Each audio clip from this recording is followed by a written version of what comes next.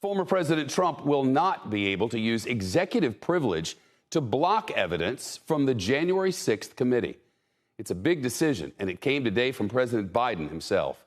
His White House counsel has instructed the National Archives that it must turn over internal Trump administration records to that investigating committee. In a letter to the archives, the White House counsel writes, "These are unique and extraordinary circumstances. Congress is examining an assault on our Constitution and democratic institutions, provoked and fanned by those sworn to protect them. Executive privilege should not be used to shield from Congress or the public information that reflects a clear and apparent effort to subvert the Constitution itself." Mr. Trump's former chief strategist, Steve Bannon, says he will not comply with the January 6th committee subpoena. And in response, the committee's leaders are threatening to pursue criminal contempt of Congress charges against him. Two former Trump officials, the chief of staff, Mark Meadows, and the Pentagon aide, Kash Patel, are engaging with the committee, as they put it, according to the chairman. Former President Trump is vowing to keep fighting against the release of the White House records. In a statement he wrote, "They are trying once again to use Congress to persecute their political opponents. Their requests are not based on law or reality. It's just a game to these politicians." Let's bring in NBC's justice correspondent, Pete Williams. Are we getting a setup for a legal battle to decide this, Pete?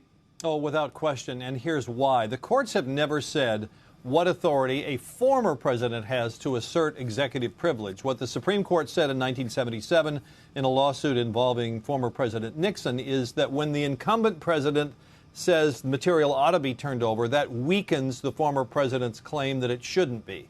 And of course, there are other things that the Supreme Court has said before in another lawsuit involving Nixon, that the privilege applies only to discussions about the president's official responsibility. So you might well ask, well, does talking about efforts to undercut confidence in the election count as something that's the part of the president's official responsibilities?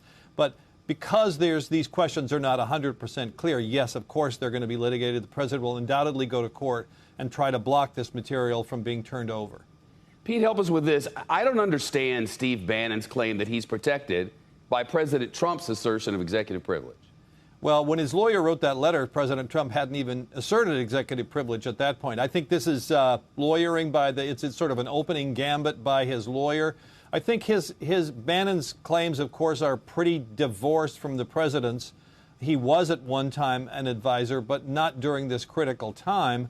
And I think he faces some potential exposure here. The committee is saying that if people stiff them on the subpoena, they could vote to find those people in contempt and refer it to the U.S. attorney for potential prosecution. And so I think he'd better be careful. Pete Williams, thank you.